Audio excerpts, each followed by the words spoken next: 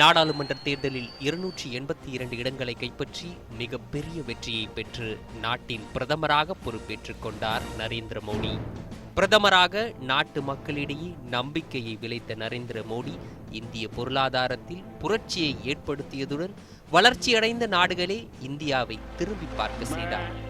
மோடி பிரதமர் பொறுப்பேற்று 2 ஆண்டுகள் கடந்த நிலையில் இன்னும் பல சவால்களை அவர் எதிர்கொள்ள வேண்டியுள்ளது. இந்திய பொருளாதாரம் 8% மேலான வளர்ச்சியை அடையுமா? இந்தியாவின் மிகப்பெரிய மாநிலமான உத்தரப்பிரதேசத்தில் அவருடைய கட்சி வெற்றி பெறுமா? காஷ்மீர் பிரச்சனையை அவர் எவ்வாறு சமாளிக்கப் போகின்றார்? இறுதியாக அவருடைய கட்சியும் சங் பரிவார் அமைப்புகளும் தலித்துகளுக்கு எதிரானது என்ற பிரச்சனையை அவர் எவ்வாறு சமாளிக்கப் போகின்றார்? 75 நிமிடம் நடைபெற்ற உரையாடலில் நான் இந்த கேள்விகளை பிரதமர் மோடியிடம் முன்வைத்தேன். இவற்றுடன் வலிமையாக கருதப்படும் பிரதமருக்கு பின்னால் உள்ள மென்மையான பக்கத்தை வெளிக்கொண்டு வரும் சில கேள்விகளையும் நான் முன்வைத்தேன்.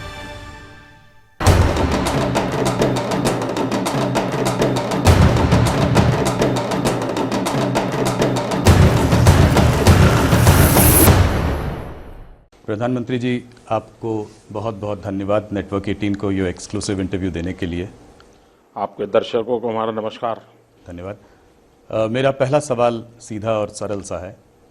आप 2 साल पहले बहुत भारी बहुमत से आए, निर्णायक बहुमत से आए और प्रधानमंत्री बने। आप अपने प्रधानमंत्री बनने तक के सफ़र को कैसे देखते हैं और सबसे बड़ी कामयाबी क्या मानते हैं? प्रधानमंत्री का दायित्व मिलने के बाद करीब 2.25 साल हुए हैं। भारत एक लोकतांत्रिक देश है और हमारे देश में जनता समय समय पर सरकारों का मूल्यांकन करती है, मीडिया भी मूल्यांकन करता है और आजकल तो प्रोफेशनल सर्वे एजेंसीज भी इसका एनालिसिस करती हैं और मैं इसको अच्छा मानता हूं और इसलिए मैं जनता जनार्दन पर ही छोड़ देता हूं कि वही मूल्यांकन करे कि मेरी सरकार कैसी रही। लेकिन मैं ये जरूर चाहूंगा कि जब भी मेरी सरकार का आप मूल्यांकन करें तो हमें दिल्ली सरकार में आने से पहले सरकार का हाल क्या था, देश का हाल क्या था, मीडिया में किन बातों की चर्चा हुआ करती थी, अगर उसको एक बार हम नजर कर लेंगे तो हमें ध्यान में आएगा कि भाई पहले अखबार भरे रहते थे भ्रष्टाचार की बातों से, पहले अखबार भरे रहते थे निराशा की बातों से। आए दिन हर हिंदुस्तानी के दिल दिमाग से निराशा का स्वर निकलता था।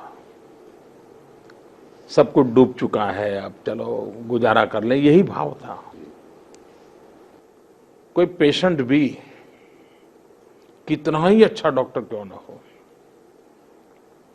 लेकिन पेशेंट अगर निराश है तो दवाइयां उसको खड़ा नहीं कर पाती है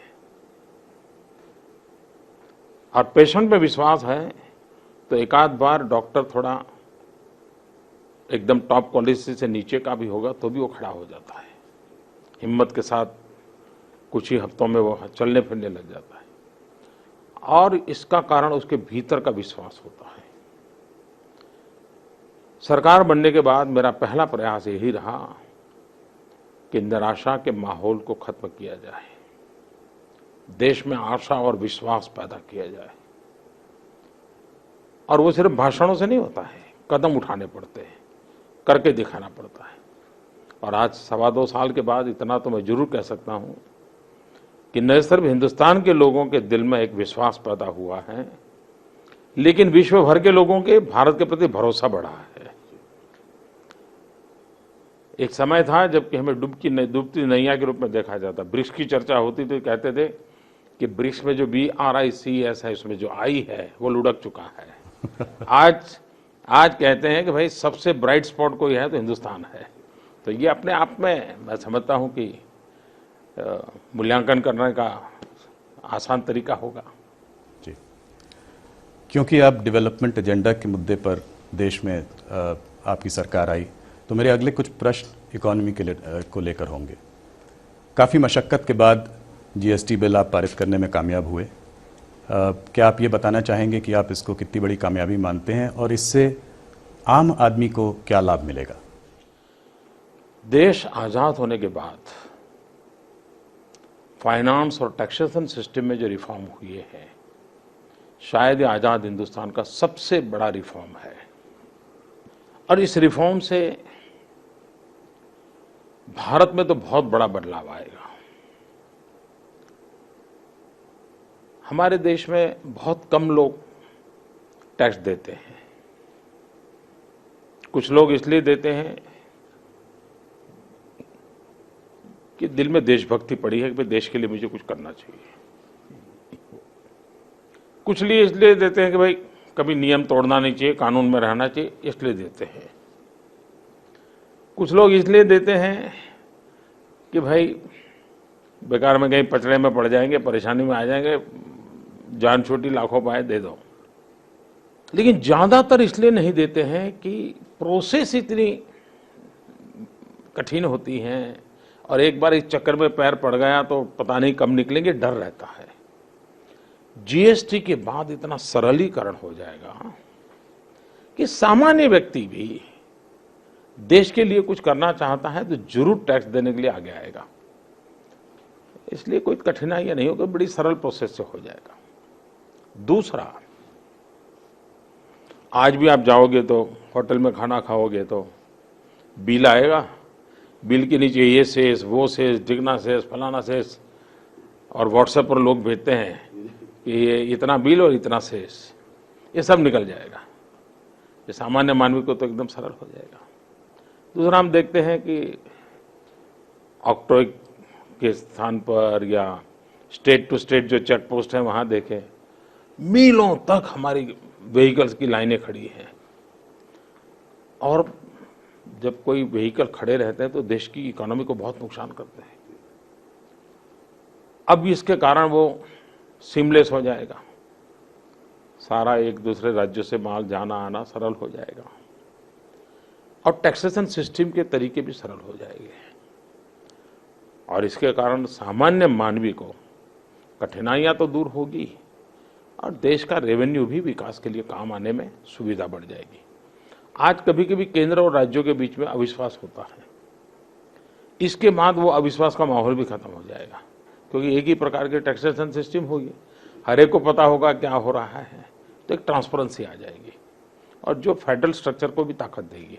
सत्ता में आने के बाद आपकी सबसे बड़ी चुनौती इकोनॉमी थी। आपके लिए सिर्फ यही जरूरी नहीं था कि आप इकोनॉमी को वापस पटरी पर लाएं, पर उसको एक तेज़ गति से आगे भी बढ़ाएं। आप कैसे असेस करते हैं सिचुएशन को?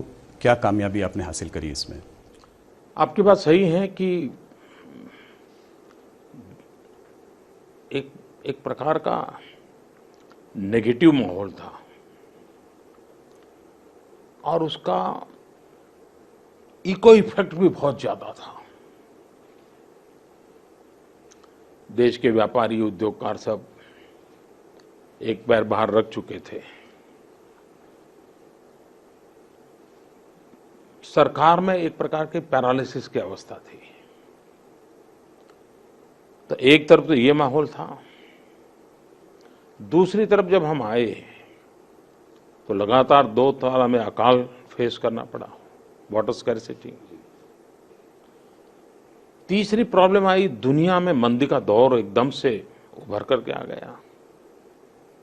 तो एक के बाद एक आने के बाद भी चैलेंजेस आती रही। सिर्फ पहले चैलेंजेस थे ऐसा नहीं, आने के बाद भी चैलेंजेस आती रही। लेकिन इरादा नेक था, नीतियां स्पष्ट थी, नीयत साफ थी, निर्णय करने का हौसला था, क्योंकि कोई वेस्टेड इंटरेस्ट नहीं था। इसका परिणाम ये आया कि सकारात्मक वातावरण बहुत तेजी से बढ़ने लगा। आज आज़ादी के बाद सबसे ज़्यादा फॉरेन डायरेक्ट इन्वेस्टमेंट इसी कालखंड में आया। सारी दुनिया कहती है कि 7+ ग्रोथ, ये दुनिया की जो बड़ी इकोनॉमी है इसमें फास्टेस्ट ग्रोइंग इकोनॉमी के रूप में माना जाता है।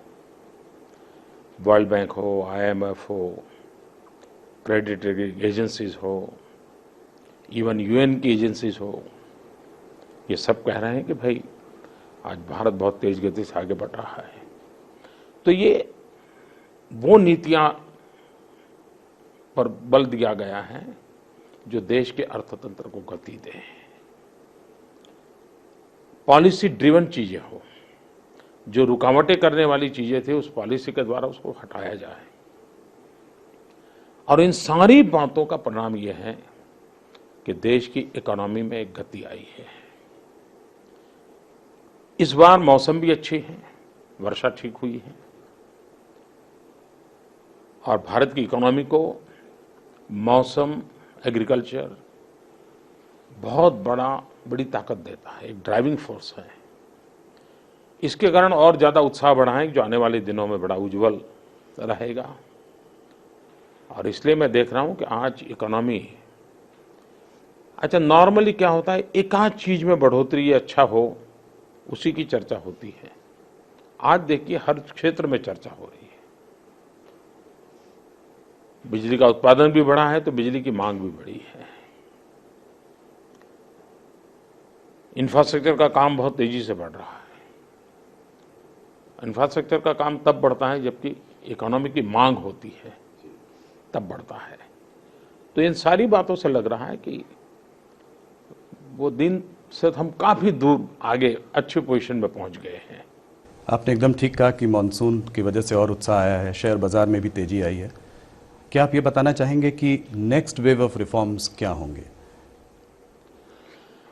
पहली बात है कि हमारे देश में जो बड़ी चर्चा में आई उसी को ही रिफॉर्म माना जाता है, और अगर वो नहीं हुआ तो कहते रिफॉर्म नहीं हुआ। ये हमारी अज्ञानता का भी दर्शन कराता है। एक्चुअली रिफॉर्म टू ट्रांसफॉर्म, ये मेरा मंत्र है। और मैं मेरे सरकार में तो कहता हूं रिफॉर्म, परफॉर्म एंड ट्रांसफॉर्म। और अगर आज इंटरव्यू में बैठा हूं तो मैं ये भी कहूंगा reform, perform, transform and inform. हमारे इस देश में अब जैसे ईज ऑफ डूइंग बिजनेस, हम बहुत तेजी से रैंकिंग हमारा सुधर रहा है। ये बिना रिफॉर्म संभव नहीं है, क्योंकि हमारी पद्धतियां, नियम, व्यवस्थाएं, अर्जी करने के फॉर्म इतने दुविधापूर्ण थे। अब इसमें रिफॉर्म हुआ तो हमारा रेटिंग बढ़ने लगा। अब UN की एजेंसी ने कहा है कि भारत जहां 10 नंबर पे है, शायद नेक्स्ट 2 ईयर में वो नंबर 3 पे आ जाएगा। ये चीजें छोटी छोटी बहुत सी चीजें होती हैं जिसको सुधार करना। लाइसेंस राज आज भी कहीं न कहीं नजर आता है, उसमें से मुक्ति दिलानी। ये बहुत महत्वपूर्ण रिफॉर्म हर स्तर पर हो रहे हैं। एडमिनिस्ट्रेटिव लेवल पे हो रहे हैं, गवर्नेंस के लेवल पे हो रहे हैं, कानून के तौर पे हो रहे हैं। अब जैसे 1700 के करीब कानून हमने ऐसे निकाले जो 19वीं शताब्दी के, 20वीं शताब्दी के कानून हम लेकर के बैठे थे। एक प्रकार कानून का जंगल था। पार्लियामेंट के अंदर शायद 1000-1200 का तो मुक्ति हो गई, बाकियों का भी हो जाएगा। मैंने राज्यों को भी कहा है।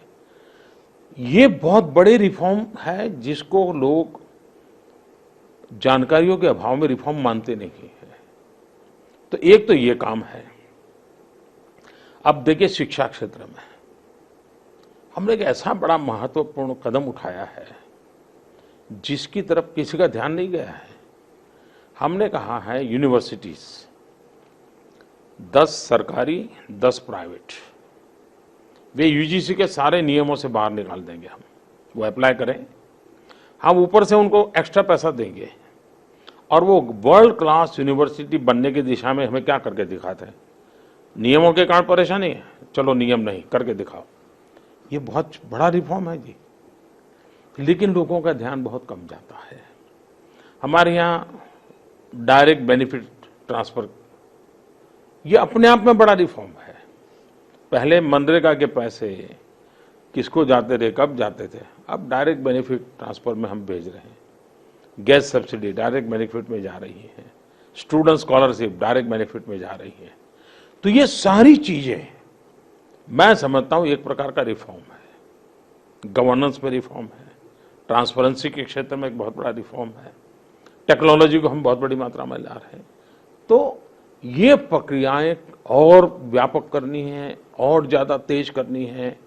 और केंद्र में कॉमन मैन है, सामान्य मानवी की सुविधाएं कैसे बढ़े, सामान्य मानवी की सरलता कैसे बढ़े, सामान्य मानवी को उसके हक का कैसे मिले, इन चीजों पर हम बल देना चाहते हैं। इकोनॉमिक सुधार काफ़ी हुआ है, पर उसके बावजूद प्राइवेट इन्वेस्टमेंट अभी भी थोड़ा स्लो है। कुछ सेक्टर्स ऐसे हैं जो अभी भी ट्रबल में है, जैसे कि रियल एस्टेट सेक्टर हो गया।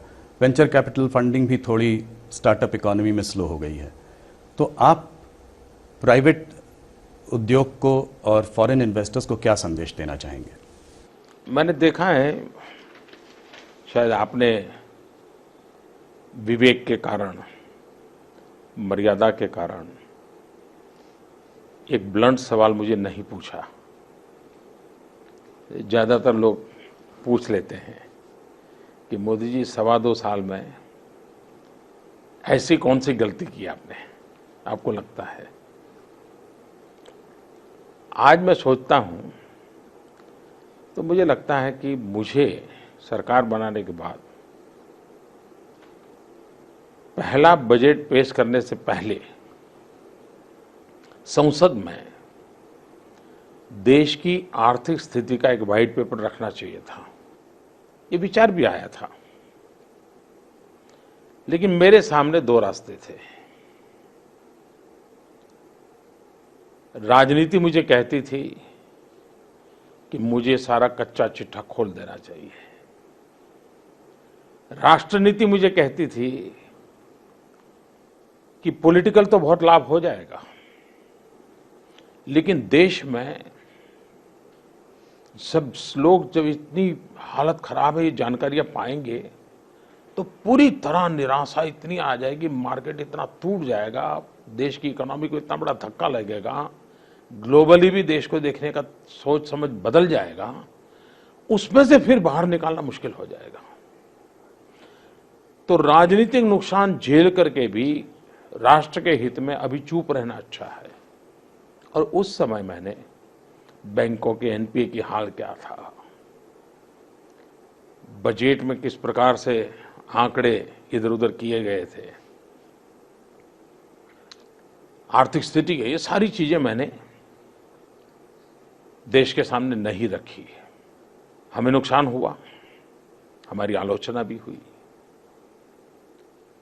और आज जो कुछ भी वो पाप मैं झेल आगे ढो रहा हूं वो ऐसा लग रहा है जैसे मेरे कारण है, वो भी मुझे गालियां खानी पड़ रही हैं। लेकिन शायद राजनीतिक नुकसान झेल करके भी राष्ट्रनीति के मार्ग पर जाना मैंने तय किया, और उसका परिणाम यह है कि मैं चीजों को ठीक कर पा रहा हूं, कमियां देखते हुए भी अच्छा करने का प्रयास करता हूं। इन सारी चीजों का इंपैक्ट ये प्राइवेट इन्वेस्टमेंट पर नजर आता है। उन पुरानी चीजों का बोझ उन पर भी है। एनपीए में वे भी एक हिस्सेदार हैं, क्योंकि पुराने उनके चीजें ऐसी है कि बैंक, जब मैंने आने के बाद बैंकों को ठीक करने पर लगा हुआ हूं मैंने पहली बार बैंकर्स का चिंतन शिविर किया था, और डूज एंड डोंट्स तय किए थे, और मैंने कहा था आप लिख करके रखिए, सरकार में से अब एक फोन नहीं आएगा। तो ये चीजों ने काफी स्क्रू टाइट किए हुए हैं। उसके बावजूद भी इतनी तेजी से रोड बनना, इतनी तेजी से रेलवे का आगे बढ़ना, इलेक्ट्रॉनिक मैन्युफैक्चरिंग में 6 गुना बढ़ोतरी हुई है। तो ये चीजें दिखाती हैं कि शॉर्टकट हमने नहीं चुना, और मेरा तो मत है, जो रेलवे प्लेटफॉर्म पे लिखा हुआ होता है ना, shortcut will cut you short, तो मेरा ये मत रहता है कि हमें शॉर्टकट के रास्ते पर नहीं जाना है और उसके परिणाम नज़र आ रहे हैं। खैर, अब तो स्थिति काफ़ी सुधर गई है, तो वो चिंता का विषय रहा नहीं है। लेकिन मैं बिगिनिंग के दिनों की बात बताता हूँ, 2014 मई जून की।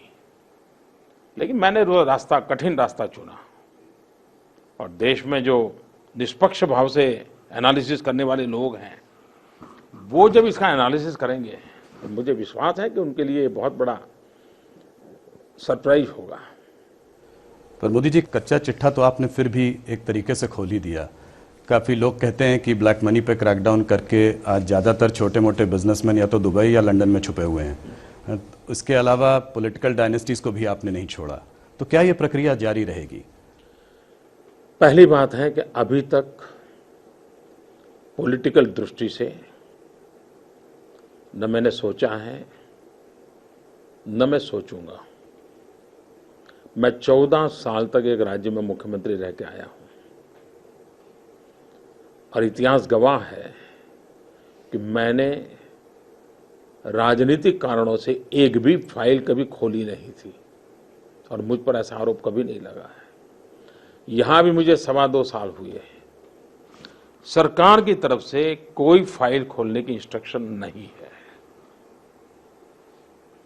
कानून कानून का काम करेगा, मुझे लिपापोती करने का भी हक नहीं है। कानून कानून का काम करेगा। तो किसी डायनेस्टी को हमने नहीं छोड़ा, ये जो आपका एनालिसिस है वो सही नहीं है। दूसरी बात है, मेरी सरकार बनने के बाद पहले ही दिन मेरी सरकार की पहली कैबिनेट का पहला निर्णय था, जो 4 साल से अटका पड़ा था पुरानी सरकार में, सुप्रीम कोर्ट के कहने के बाद अटका पड़ा था, और वो था ब्लैक मनी को लेकर के एसआईटी बनाना। हमने एसआईटी बना दी, एसआईटी काम कर रही है, सुप्रीम कोर्ट इसकी निगरानी कर रही है, और हम इस काम पे। दूसरा एक महत्वपूर्ण काम हुआ कि ब्लैक मनी के खिलाफ ऐसा कानून बना है कि अब हिंदुस्तान से कोई विदेश में रुपये भेजने की हिम्मत नहीं कर सकता है। तो ये तो एक काम हो गया कि नया ब्लैक मनी का खेल समाप्त हुआ। दूसरा, इन भारत के अंदरूनी जो काले धन है, उसके लिए हमने काफ़ी कानूनी परिवर्तन किए हैं। 30 सितंबर तक एक स्कीम चल रही है, अगर किसी को अभी भी मुख्य धारा में आना है तो हम मौका देना चाहते हैं। और मैंने पब्लिकली कहा है कि 30 सितंबर आपके लिए आखिरी तारीख है। किसी न किसी कारण से आपकी गलती हो गई या कुछ गलत हो गया है, जानबूझ करके किया है, अनजाने में किया, ये मौका है। आप मुख्य धारा में आ जाइए, और शांति की नींद लेने का रास्ता आपके लिए लेकर आया हूं मैं, उसको स्वीकार कीजिए। और 30 तारीख के बाद अगर मैं कोई कठोर कदम उठाता हूं तो कोई मुझे दोष नहीं दे सकता है। देश की गरीब जनता का पैसा है, इसको लूटने का अधिकार किसी को नहीं है, और ये मेरा कमिटमेंट है। मैं पूरी ताकत से लगा हूं और कोशिश जारी रखूंगा। प्रधानमंत्री जी, इकोनॉमी से हटकर थोड़ा पॉलिटिक्स की बात करते हैं। अगले साल काफ़ी राज्यों के चुनाव हैं। सामाजिक भेदभाव और धार्मिक कट्टरता एक बार फिर अपना सर उठा रही है। दलित और पिछड़े वर्ग के लोग तो ये तक कहने लगे हैं कि बीजेपी और संघ दलित विरोधी है। तो आप कैसे इस बात का आश्वासन दिलाएंगे देशवासियों को कि आपका मुद्दा सिर्फ विकास और विकास ही है? देश को तो पूरा भरोसा है कि हमारा मुद्दा विकास ही है। देश की जनता में कोई कंफ्यूजन नहीं है। लेकिन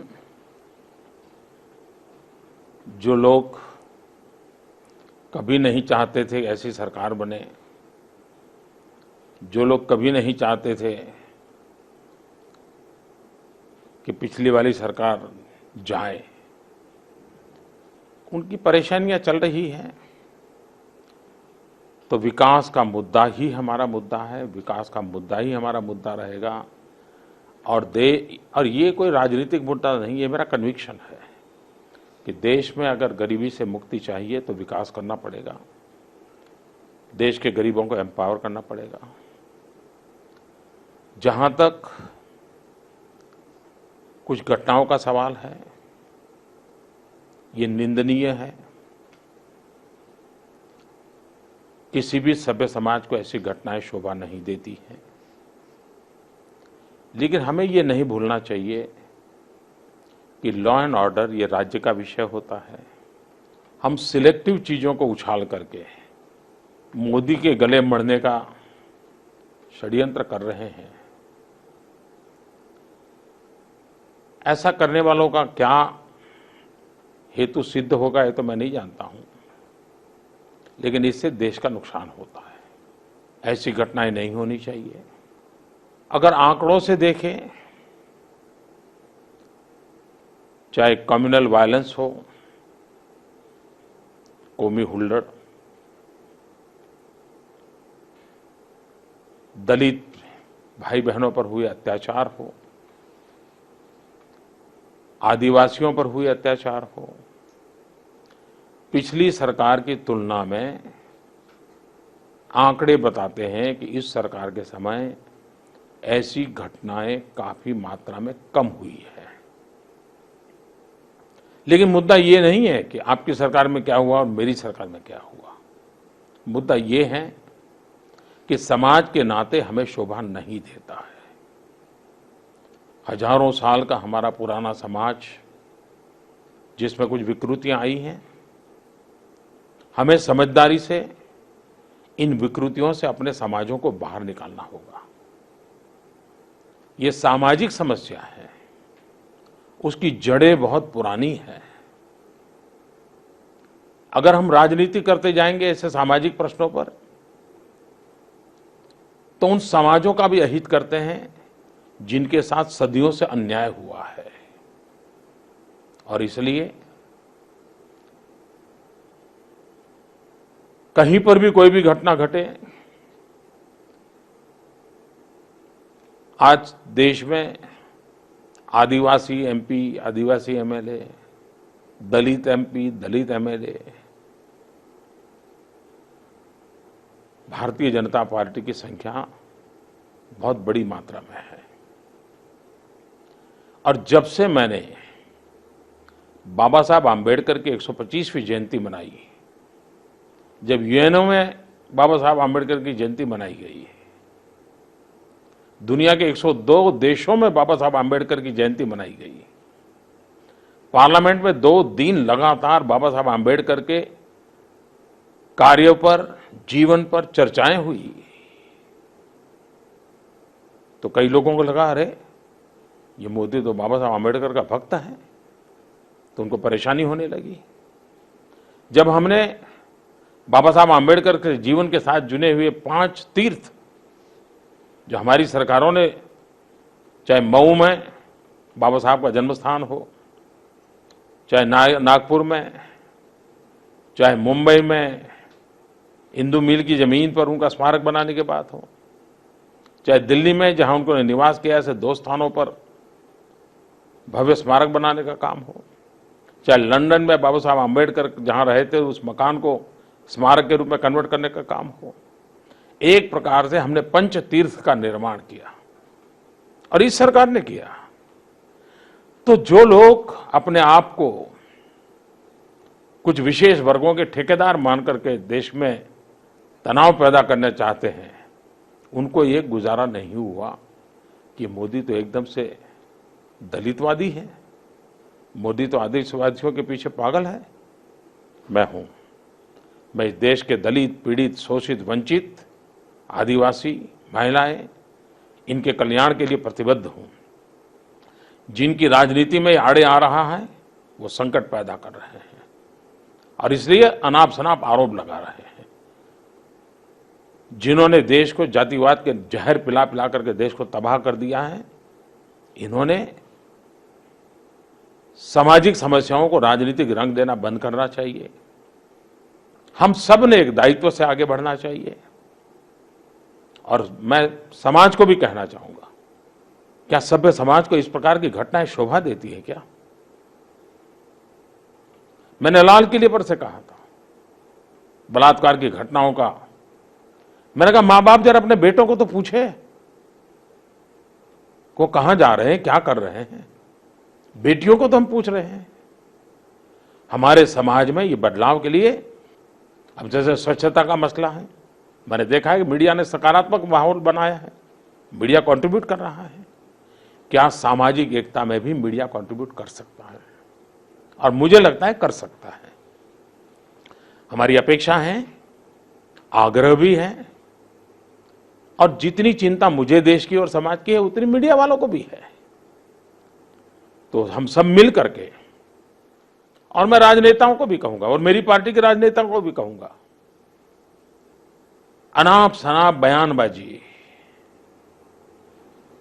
किसी भी व्यक्ति के लिए, किसी भी समाज के लिए कुछ भी बोल देना, मीडिया वाले तो आएंगे आपके पास, वो डंडा लेके खड़ा हो जाएगा क्योंकि उसको तो टीआरपी करनी है, लेकिन आपको देश को जवाब देना है। और इसलिए सार्वजनिक जीवन में जीने वाले, चाहे हम सामाजिक कार्यकर्ता हो, राजनीतिक कार्यकर्ता हो, हम किसी समाज विशेष का प्रतिनिधित्व करते हो, तो भी देश की एकता, समाज की एकता, समाज जीवन की समरसता, इसमें किसी भी हालत में उदासीनता नहीं बरतनी चाहिए। हमें अधिक सतर्क रहना चाहिए। जब कभी हमें शरीर पर छोटा सा घाव लगता है तो एक कागज भी अगर उसको हाथ छूता है तो दर्द होता है। हजारों साल की इन बुराइयों के कारण हमारे गांव इतने गहरे हैं, उसमें एक छोटी सी भी घटना हम कर देंगे तो उसकी पीड़ा कितनी होगी इसका हमको अंदाज नहीं है। और इसलिए घटना छोटी है कि बड़ी है उसका महत्व नहीं है, घटना होनी ही नहीं चाहिए इसका महत्व है। इस सरकार में ज्यादा हुआ कि इस सरकार में कम हुआ, इसके आधार पर निर्णय नहीं होने चाहिए। हम सभी का दायित्व है, हम सब ने मिलकर के समाज की एकता को भी बल देना होगा। मोदी जी, आपकी नज़र में इकोनॉमिक प्रोग्रेस के लिए सोशल हार्मनी कितनी ज़रूरी है? सिर्फ इकोनॉमिक प्रोग्रेस के लिए नहीं, सुख शांति के लिए, शांति, एकता, सद्भावना, ये हर समाज के लिए अनिवार्य है।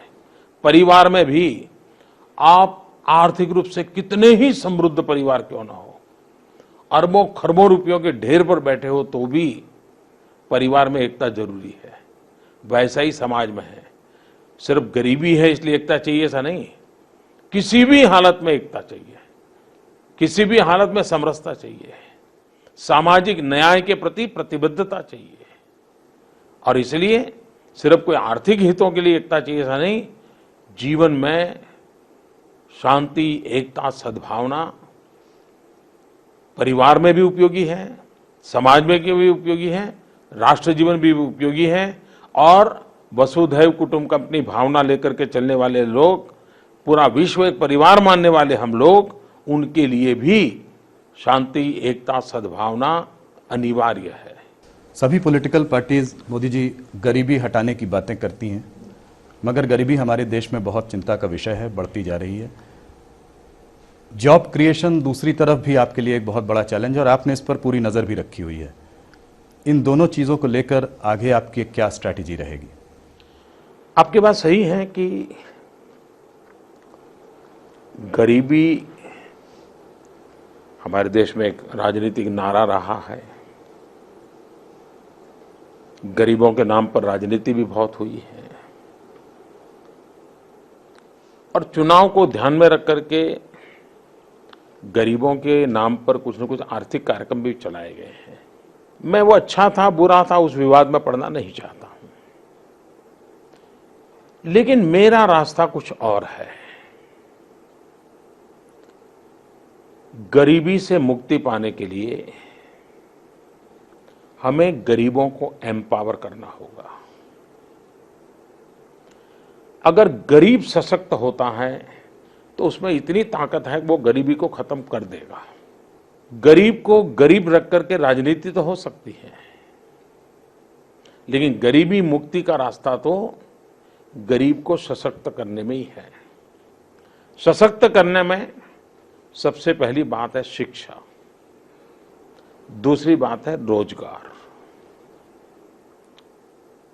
आर्थिक एम्पावरमेंट, इकोनॉमिकल एम्पावरमेंट अगर आता है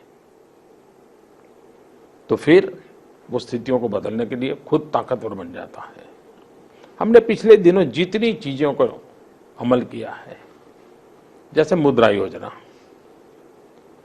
करीब 3.5 करोड़ लोगों ने मुद्रा योजना का लाभ लिया और करीब 1.25 लाख करोड़ से ज्यादा रुपया उनके पास आया। और उसमें अधिकतम ऐसे हैं जो पहली बार बैंक से पैसा मिला है। वे कोई न कोई काम करेंगे, स्विंग मशीन लाएंगे, कपड़े सिलाई करेंगे, कुछ ना कुछ करेंगे। हो सकता है वो एक आध आदमी को रोजगार भी दे। ये जो एम्पावरमेंट है उसको आगे बढ़ने की ताकत देता है, बच्चों को पढ़ाने की ताकत है। माने उसने एक टैक्सी ले ली तो उसका मन करेगा बच्चों को अच्छी शिक्षा दो, वो आगे बढ़ेगा। हमने एक काम किया है, स्टैंड अप इंडिया। मैंने सभी बैंकों को कहा है कि आप एक दलित, एक आदिवासी और एक महिला, हर ब्रांच इनको आर्थिक मदद करें, उनको एंटरप्रेन्योर बनाएं। देश में 1.25 लाख ब्रांच है। अगर ऐसे 3-3 लोगों को भी अगर वो एम्पावर कर दें तो एक साथ 4-5 लाख परिवार, जिनके पास पहले कुछ इस प्रकार की ताकत नहीं थी, वो ताकत मिलेगी। तो वो कितना बड़ा आर्थिक ताकत बन जाएंगे। स्टैंड अप कार्यक्रम चल रहा है, स्टार्टअप, नौजवानों को मैं रोजगार देने के लिए स्टार्टअप चला है।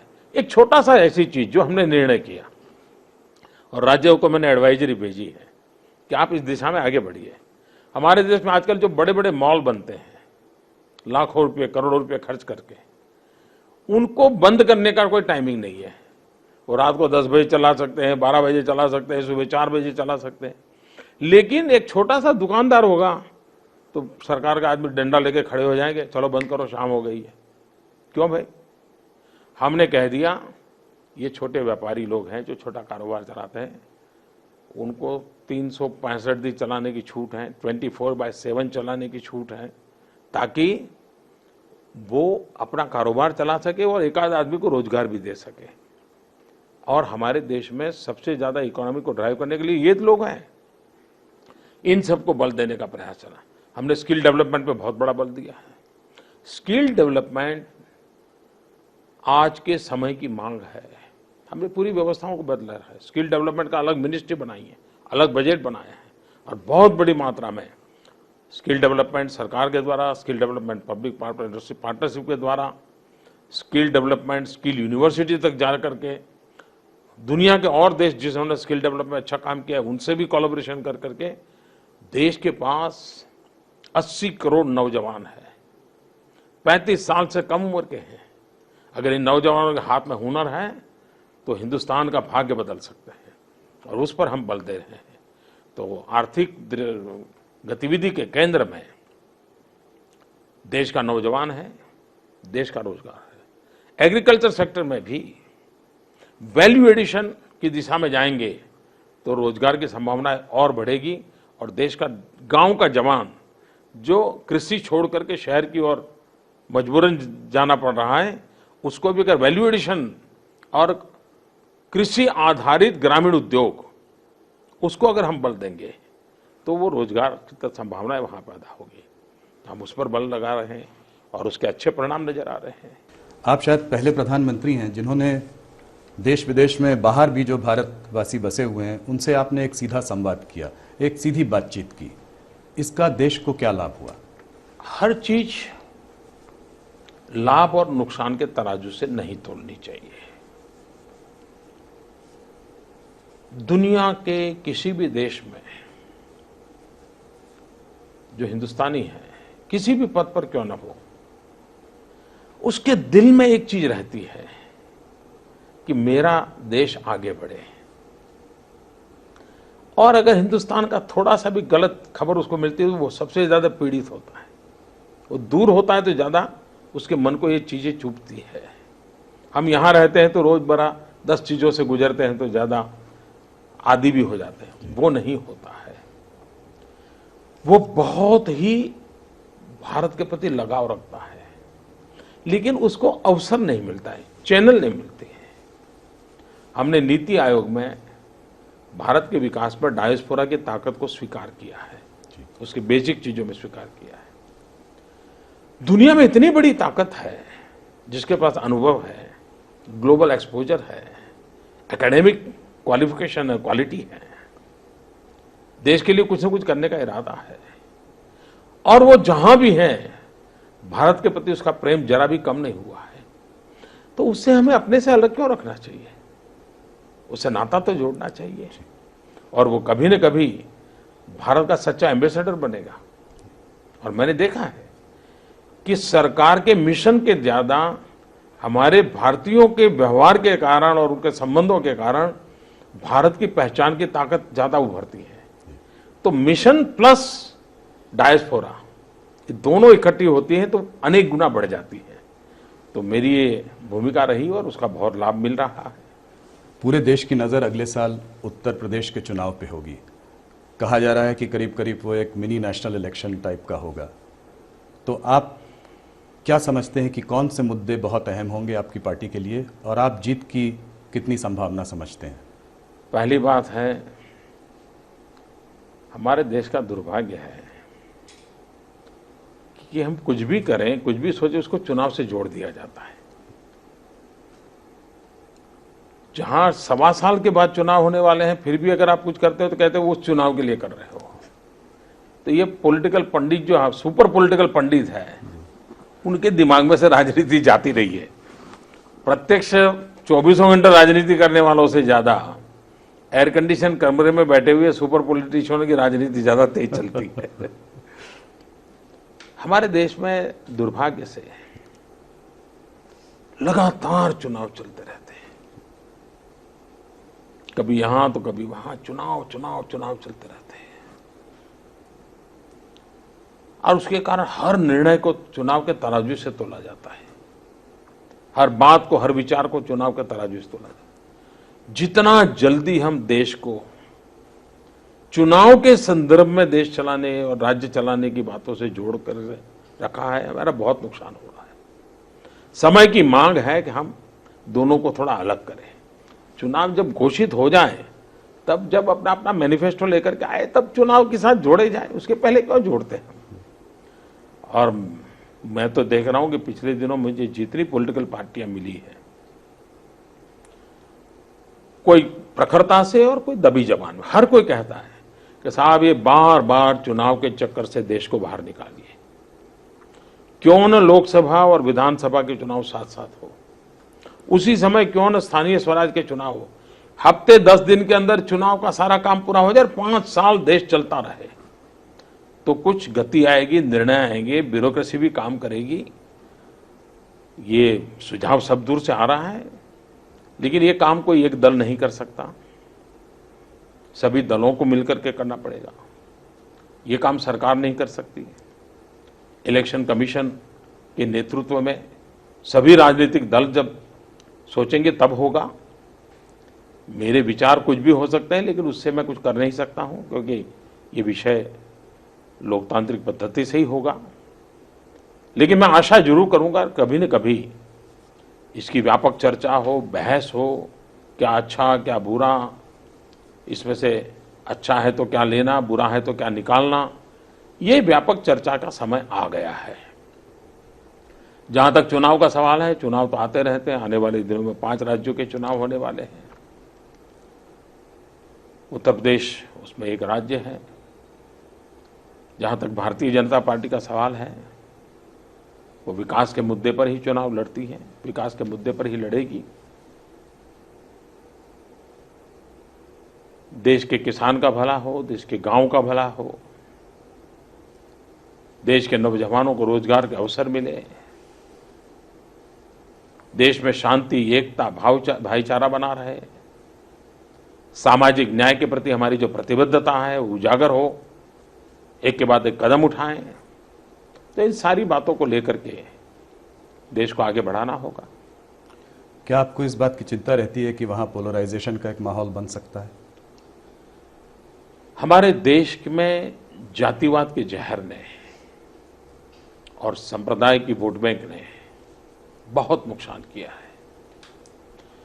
लोकतंत्र को मजबूत होने में अगर सबसे बड़ी कोई रुकावट है तो वोट बैंक की राजनीति है। पिछले लोकसभा के चुनाव में वोट बैंक की राजनीति का माहौल नहीं था, विकास की राजनीति का माहौल था। समाज के हर तबके ने मिलकर के 30 साल के बाद देश में पूर्ण बहुमत वाली सरकार बनाई। तो समाज का एक बहुत बड़ा तबका अब उस ओर मुड़ चुका है। हो सकता है आने वाले दिनों में उत्तर प्रदेश भी, उत्तर प्रदेश की भलाई के लिए, उत्तर प्रदेश के लोगों की भलाई के लिए विकास को केंद्र में रख करके वोट देने की दिशा में आगे आएगी, ऐसी हम आशा करते हैं। प्रधानमंत्री जी, एक और बहुत बड़ा जो मुद्दा है वो है जम्मू कश्मीर का मुद्दा। आज जम्मू कश्मीर झुलस रहा है, आपकी पार्टी भी वहाँ सरकार में शामिल है और स्थिति काफ़ी बिगड़ती जा रही है। आपकी नज़र में वहाँ की समस्या हल करने का क्या उपाय है? एक तो हम जम्मू कश्मीर की जब बात करते हैं तब जम्मू भी है, लद्दाख भी है, बेली भी है, ये एक पूरा चित्र हमने लेना चाहिए। देश आजाद हुआ, भारत का विभाजन हुआ, उसी दिन से इस समस्या के बीज बोए गए हैं। हर सरकारों को इस समस्या के साथ जूझना पड़ा है। तो समस्या नहीं है, समस्या नई नहीं है, समस्या बहुत पुरानी है। मुझे विश्वास है कि कश्मीर के नौजवान गुमराह नहीं होंगे। हम सब शांति, एकता, सद्भावना के साथ मिलजुल करके चलेंगे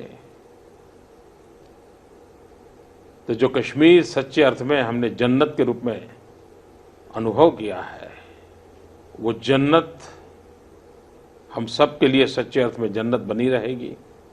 समस्याओं के समाधान भी होंगे। और इसलिए मैं हमेशा कहता हूं, कश्मीर को विकास भी चाहिए, कश्मीर की जनता को विश्वास भी चाहिए।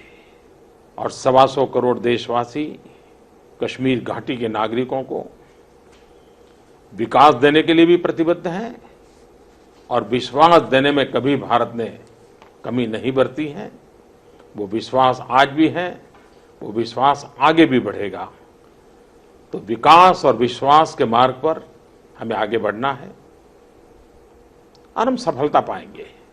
माना जाता है कि आपके शासनकाल में हाई लेवल करप्शन काफ़ी कम हो गया है, मगर लो लेवल पे करप्शन अभी भी काफ़ी प्रबल है। इसके लिए आपकी कुछ रणनीति रहेगी? मैं आपका आभारी हूं कि आपने इस बात को स्वीकार किया कि हाई लेवल पे करप्शन नहीं है। अगर गौमुख में गंगा साफ है तो फिर नीचे भी धीरे धीरे गंगा साफ होती जाएगी। आपने देखा होगा बहुत सारे ऐसे निर्णय किए गए हैं जिसने करप्शन की संभावनाओं को ही नाकाम कर दिया है। जैसे हमने गैस सब्सिडी को डायरेक्ट बेनिफिट ट्रांसफर स्कीम में डाल दिया और उसके कारण जो गोस्ट क्लाइंट थे, जो गलत सब्सिडियां इस्तेमाल करते थे, वो बंद हो गया। चंडीगढ़ में 30 लाख लीटर केरोसिन जाता था। हमने टेक्नोलॉजी का उपयोग किया, जिसके घर में गैस कनेक्शन है, जिसके घर में बिजली है, उसको केरोसिन की जरूरत नहीं, और जिसको गैस कनेक्शन नहीं था उनको दे दिया। चंडीगढ़ को हमने केरोसिन फ्री कर दिया। तो 30 लाख लीटर केरोसिन जो कि काली बाजारी में बेचने का कारण था, बंद हो गया। अभी मुझे हरियाणा के मुख्यमंत्री मिले थे, वो कह रहे थे कि नवंबर महीने तक वे 8 डिस्ट्रिक्ट को केरोसिन फ्री कर देंगे। इसका मतलब ये हुआ कि करप्शन जाने के रास्ते होगा। यूरिया, आपको मालूम है कि हमारे देश का किसान हर वर्ष यूरिया के लिए तड़पता था, ब्लैक मार्केट में लेना पड़ता था और काले बाजार करने वालों का बड़ा ठेका था। कुछ प्रदेशों में तो यूरिया लेने के लिए किसान आए तो उसको लाठीचार्ज का भोग बनना पड़ता था, हो हल्ला दंगा हो जाता था। आपने देखा होगा इन दिनों यूरिया की कमी की कोई खबर आती नहीं है। कहीं किसानों की कतार नजर नहीं आ रही है, कहीं लाठीचार्ज नहीं हो रहा है और यूरिया का ब्लैक मार्केटिंग भी नहीं हो रहा है। क्यों नहीं हो रहा है? तो पहले जो यूरिया था वो किसानों के नाम पर से निकलता था, लेकिन चोरी करके केमिकल फैक्ट्रियों में पहुंच जाता था। केमिकल फैक्ट्री वालों को ये रॉ मटेरियल के रूप में उपयोग आता था, उसके वो प्रोसेस करके प्रोडक्ट निकालते थे, तो उनको सस्ते में यूरिया मिल जाता था। बिल तो किसानों के नाम के फटता था और मलाई केमिकल इंडस्ट्री वाले खाते थे, बिचौलिए खाते थे। हमने यूरिया का नीम कोटिंग कर दिया और नीम कोटिंग करने का परिणाम यह आया कि आज 1 ग्राम यूरिया भी केमिकल फैक्ट्री के रॉ मटेरियल के लिए काम नहीं आ सकता है। इसके कारण जितना यूरिया पैदा होता है 100% वो खेत में ही काम आता है। दूसरा, हमने 20 लाख टन यूरिया उत्पादन बढ़ा दिया। विदेशों से आता है यूरिया, उसका भी हमने नीम कोटिंग कर दिया। इतना ही नहीं, गुजरात में जीएनएफसी ने तो नीम कोटिंग करते समय आदिवासियों को नीम के फली इकट्ठी करने के लिए काम में लगाया, तो उनको रोजगार मिला और अब वो नीम का तेल भी निकालने लगे। और मैंने सुना है शायद 10-12 करोड़ रुपए का मुनाफा उन्होंने नीम के तेल में से भी पाया। तो एक विन विन सिचुएशन वाली चीज जिसको हमने लागू की, तो करप्शन भी गया, कठिनाइयां भी गई। तो एक प्रकार से नीचे के करप्शन में भी अगर हम टेक्नोलॉजी का उपयोग करेंगे, नीति आधारित कामों को करेंगे, अकाउंटेबिलिटी पर बल देंगे, तो जो ऊपर जो आपको अच्छा लग रहा है वो नीचे भी अच्छा लगने लग जाएगा। प्रधानमंत्री जी, लोग कहते हैं कि लुटियंस दिल्ली को शायद आप रास नहीं आए। मेरा सवाल ये है कि क्या आपको दिल्ली रास आ गई? अब जानते हैं प्रधानमंत्री की स्थिति ऐसी होती है कि उसको इस लुटियन कल्चर के साथ कभी मेलजोल का अवसर ही नहीं आता है। तो वो मुझे रास आए या ना आए, वो तो कोई अवसर आता नहीं है। लेकिन जब मैं ये कहता हूं तो इस बात को सोचने और समझने की आवश्यकता है। एक ऐसे लोगों का जमावड़ा दिल्ली के सत्ता के गलियारों में काम करता रहा है और ये लोग कुछ लोगों को समर्पित है। हो सकता है उनके निजी फायदों के लिए होंगे, निजी कारणों से होंगे। और सवाल मोदी का नहीं है। आप इतिहास की तरफ देखिए, सरदार वल्लभ भाई पटेल के साथ क्या हुआ। यही जमात सरदार को एक गांव का सामान्य बुद्धि क्षमता वाला व्यक्ति के रूप में ही पेश करता रहा। मुरारजी भाई के साथ क्या हुआ। मुरारजी भाई ने क्या काम किया, क्या नहीं किया, कभी दुनिया को पता ही नहीं चलने दिया। वो क्या पीते थे इसी की चर्चा करते रहे। देवेगौड़ा जी का क्या हुआ। एक किसान का बेटा प्रधानमंत्री बना था,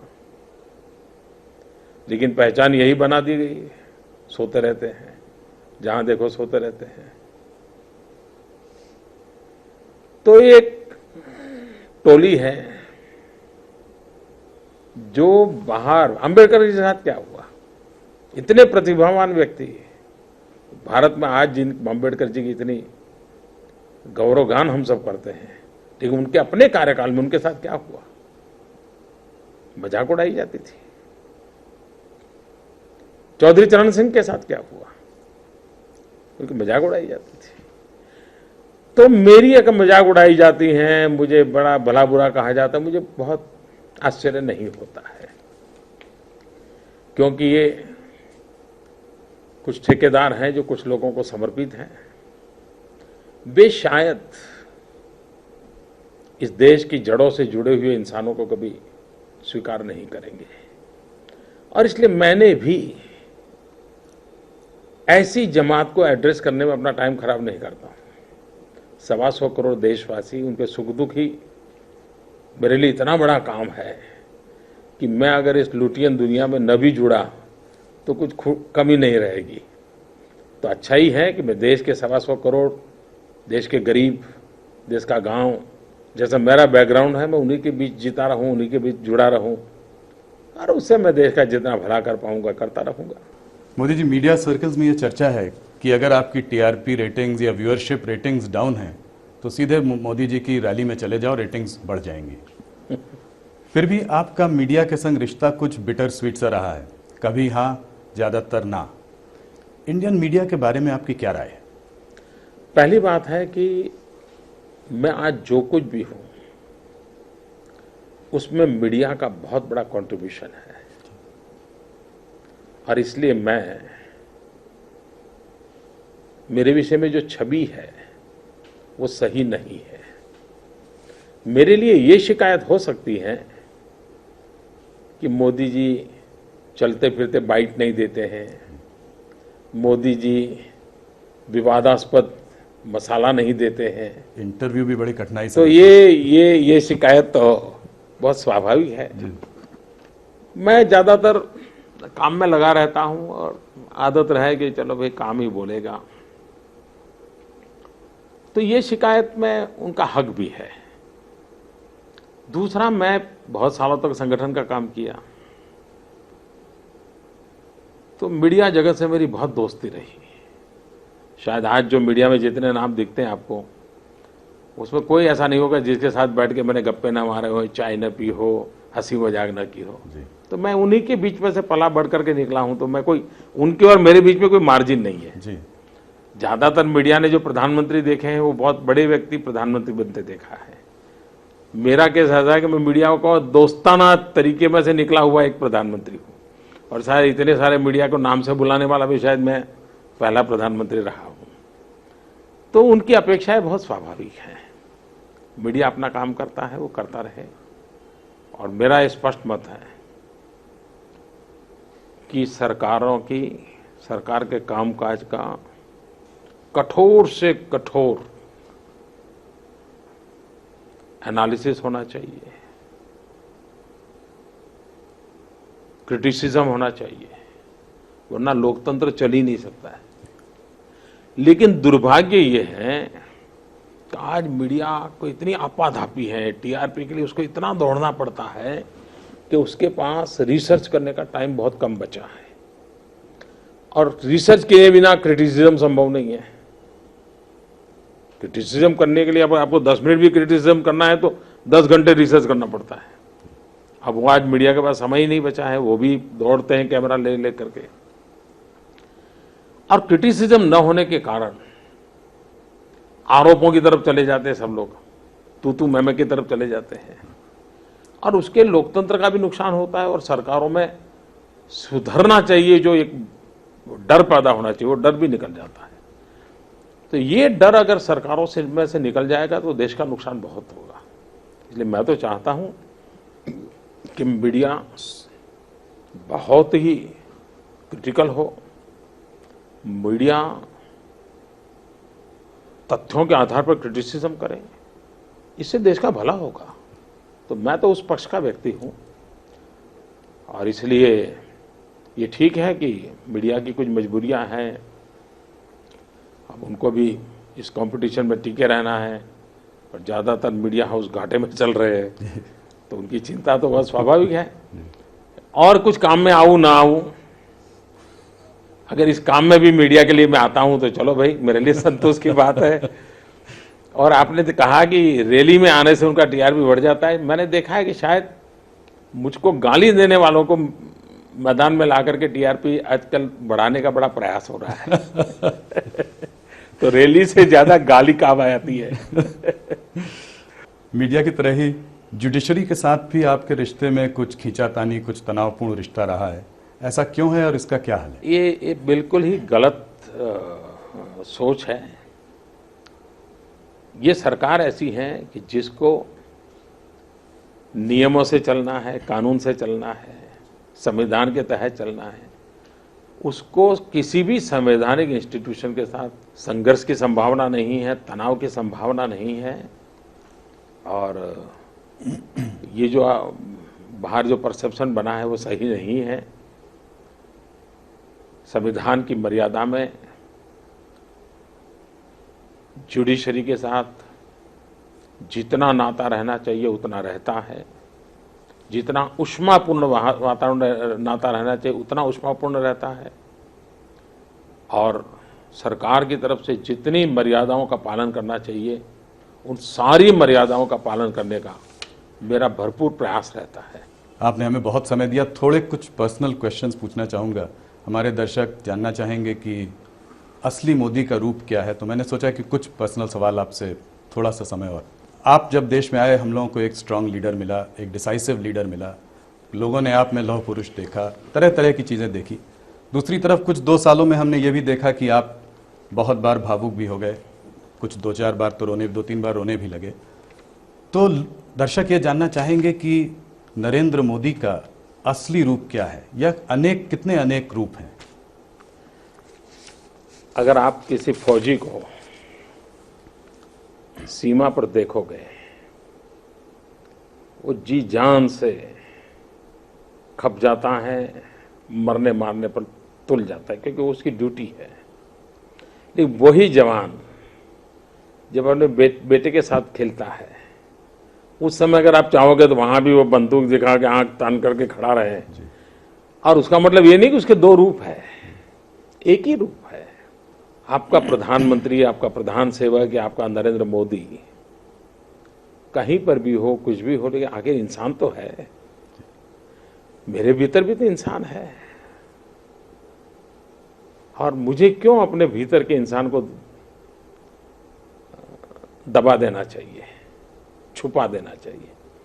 जैसा हूं वैसा, जिस हालत में हूं हालत में लोग देखते हैं, देखना चाहिए, इसमें क्या है। जहां तक कर्तव्य का सवाल है,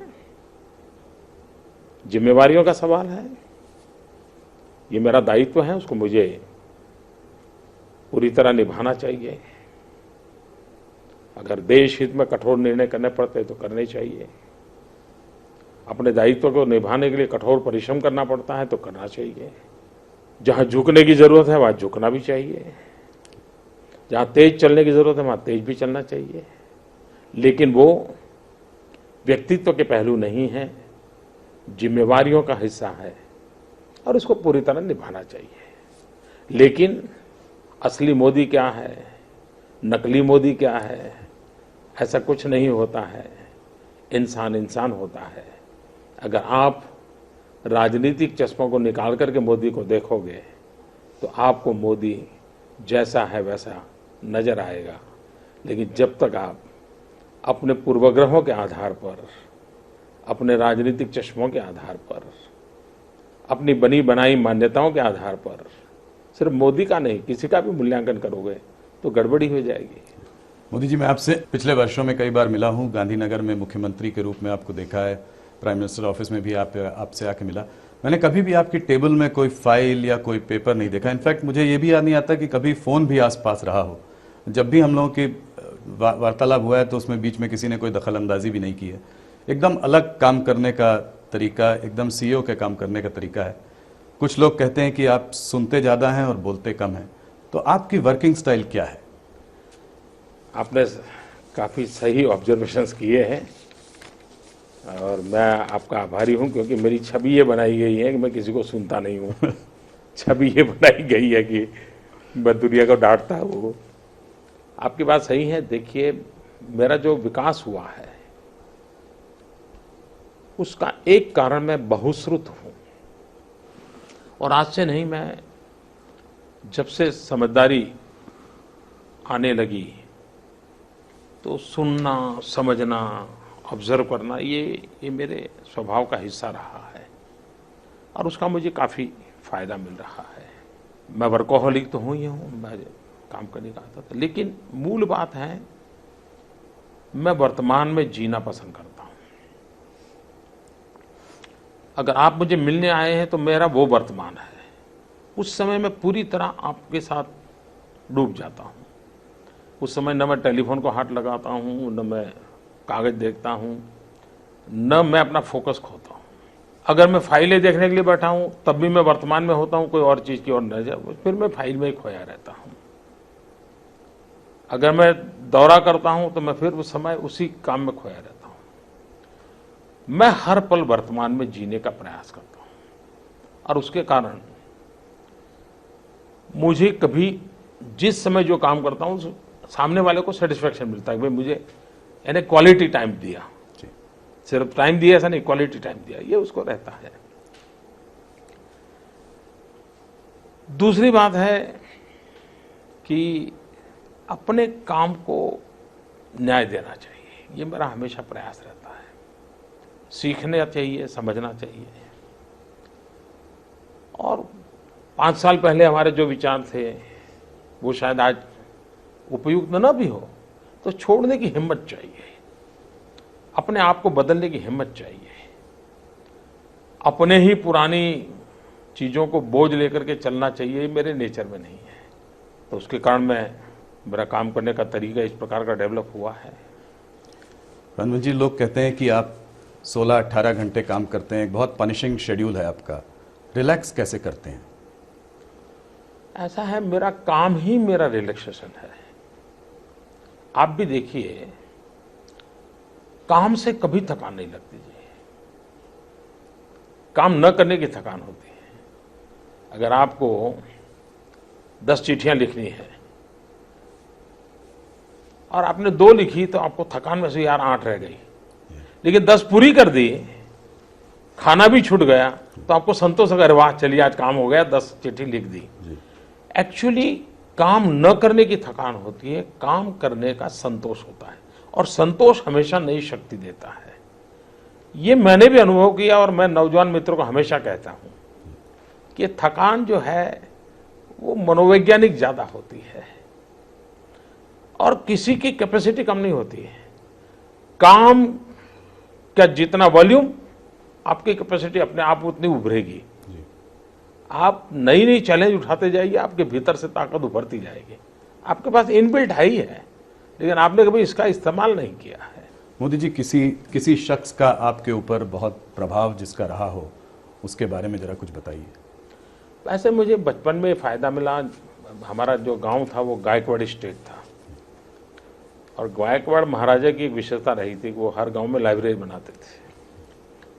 गायकवाड़ की गवर्नमेंट स्कूल होती थी, प्राथमिक स्कूल हमेशा होती थी। मेरी पढ़ाई भी गवर्नमेंट की प्राथमिक स्कूल में हुई। तो छोटी स्कूल होती हैं तो गरीब बच्चे उस स्कूल में आते हैं, तो टीचर का ध्यान भी ज़्यादा रहता है, पर्सनल अटेंशन रहता है। उसमें से किताबें पढ़ने का शौक़ लगा था बचपन में। अब तो नहीं पढ़ पाता हूँ, और लाइब्रेरी अच्छी थी तो किताबें पढ़ता था, तो वो मेरे मन को झकझोरते थे। बाद में मैं 12, 13, 14 साल की उम्र में स्कूल में ऑरेटरी वक्तृत्व स्पर्धा में भाग लेने लग गया। तो फिर मैं देख रहा था, मुझे विवेकानंद जी के कोटेशन जरा ज़्यादा अच्छे लगते थे बोलने में, एक बड़ा मिजाज से बोल सकता था, तो उसमें थोड़ा और गहरा जाने लगा। तो और डिबेट में काफ़ी हिस्सा लेता था।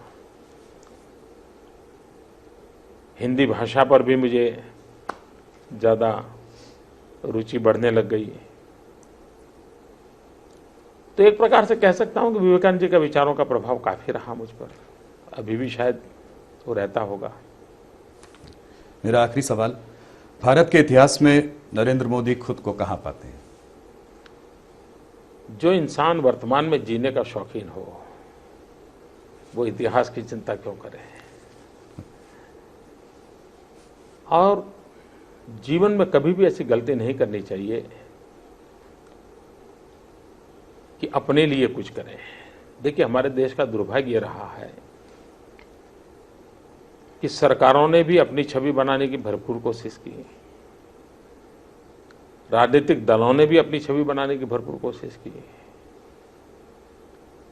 शासन पर बैठे हुए लोगों ने भी अपनी छवि बनाने की भरपूर कोशिश की।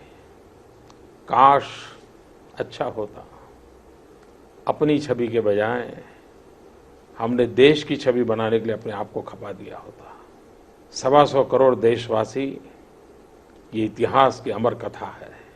उन 125 करोड़ देशवासियों में एक मोदी होगा, उससे ज्यादा कुछ नहीं हो।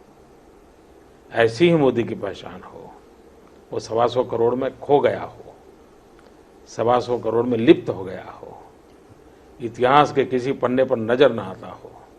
अगर ऐसी जिंदगी जी करके जाऊं, अपने आप को पूरी तरह खपा दूं, आहूत कर दूं, तो उससे बड़ा जीवन का आनंद क्या होगा? यही खुशी होगी। मोदी जी, आपका बहुत बहुत धन्यवाद। आपने हमारे बहुत सारे सवालों का जवाब दिया, बहुत समय दिया। आपको पता ही है, ये मेरा पहला in front of camera interview है। 20 साल से मैं पत्रकार हूँ, पर पहली बार टीवी में इंटरव्यू लेने की हिम्मत की। And it is indeed my privilege and an honour that I interviewed you as the prime minister of the country. Thank you for doing this and we wish you all the very best. आप तो आर्थिक जगत के रहे हैं, आपका चिंतन मनन आर्थिक क्षेत्र का रहा है, फिर भी आपने आज राजनीति का भी काम कर लिया। लेकिन मुझे अच्छा लगा, आपका कॉन्फिडेंस लेकर के मुझे अच्छा लगा। पहला इंटरव्यू इतने कॉन्फिडेंस के साथ कोई कर ले, ये अपने आप में बहुत बड़ी बात, और वो भी कैमरा के सामने कर ले, बहुत बड़ी बात है। मैं आपको सचमुच में बधाई देता हूँ, और आगे भी इसको करते रहिए। आपके पास आप इंटरव्यू देते भी रहिएगा। सिर्फ मेरी मत कीजिए, औरों का कीजिए, औरों का कीजिए। ये है, देश में बहुत लोग हैं, राजनेताओं से ज्यादा बहुत लोग हैं जिसका हमने इंटरव्यू करना चाहिए। मैं तो कभी कभी जब चुनाव के समय खास पत्रकार आते हैं, आपका शेड्यूल क्या, जी तो सुबह बेडरूम से निकलते ही वो कैमरा लगा देते हैं, जी क्या नाश्ता किया, क्या किया, वो काफी कहते हैं। कभी कभी मुझे लगता है कि आप जैसे चैनल, ये जो स्पोर्ट्समैन होते हैं, उनकी दिनचर्या देखे साहब। सामान्य मानवी को मालूम नहीं है कि हमारे खिलाड़ी कितना परिश्रम करते हैं, वो नींद पर कितना कंट्रोल करते हैं, खाने पर कितने बंधन स्वीकार करने पड़ते हैं उनको, कैसी कठोर तपस्या करते हैं, 10-10, 12-12 साल करते हैं, तब एक खिलाड़ी तैयार होता है। लेकिन लोगों को मालूम ही नहीं है। कभी आप ये राजनेताओं के पीछे समय खराब करते हो, जी कभी इन खिलाड़ियों की तरफ देखिए साहब, कैसी तपस्या करके वो आगे आते हैं। वो हार जाए तो भी उसकी तपस्या कम नहीं होती। ये देश के नौजवानों को दिखाना चाहिए। इसलिए अगर आपका इंटरव्यू लेने का शौक है, तो मैं तो सबसे पहले कहूंगा कि आपकी चैनल, ये जो रियो में गए थे, जी उसमें से 30 लोगों को पसंद करें और उनका पूरा जीवन दिनचर्या देश को दिखाएं। देश में खिलाड़ियों के प्रति एक देखने का तरीका बदल जाएगा। हमारा चैनल CNN न्यूज़ 18 स्पोर्ट्स पे काफ़ी बल देता है, पर ये आपका बहुत अच्छा आइडिया है और इसको हम आगे जरूर बढ़ाएंगे। सचमुच में इससे फायदा होगा, देश को पता चले सर, राजनेताओं के सिवाय भी देश में बहुत हस्तियां हैं, बहुत ताकत पड़ी हुई है। जितना हम और शक्ति और ताकत देंगे, आपका TRP भी बढ़ेगा। Thank you prime minister. मैं बहुत बहुत धन्यवाद, आपके दर्शकों का भी बहुत बहुत धन्यवाद। Thank you.